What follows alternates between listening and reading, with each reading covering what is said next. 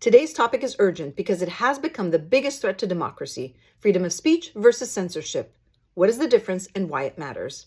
Freedom of speech is protected by the First Amendment of the Constitution of the United States of America. In simple words, the definition of freedom of speech is the right of a person to express ideas, opinions, and words freely without retaliation or resistance from the government. What is not protected under freedom of speech is speech that expresses incitement, defamation, fraud, obscenity, child pornography, fighting words, and threats. Censorship, on the other hand, is the suppression of speech or public communication and enforces repercussions that go against freedom of speech, which, we've already stated, is protected under the First Amendment of the Constitution.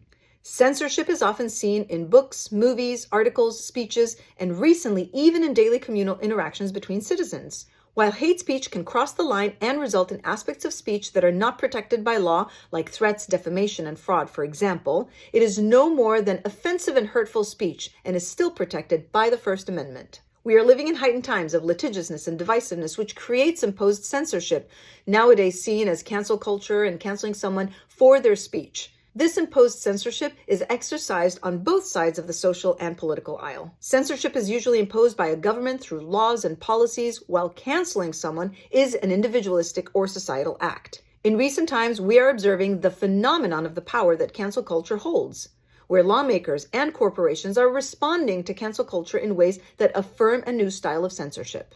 Let's be clear of one thing: freedom of speech and cancel culture are both protected under the First Amendment of the Constitution. The concern is that cancel culture will soon create a path for laws and policies to enact censorship on society despite the clear position the Constitution holds for freedom of speech.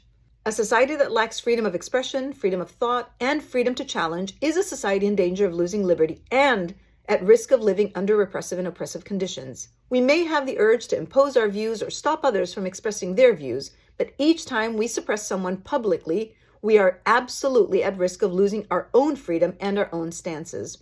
Freedom of speech is the highest form of a liberated society. Unfortunately, it is not a given, and protecting it is the responsibility of the citizens that form the ideals of a democratic government.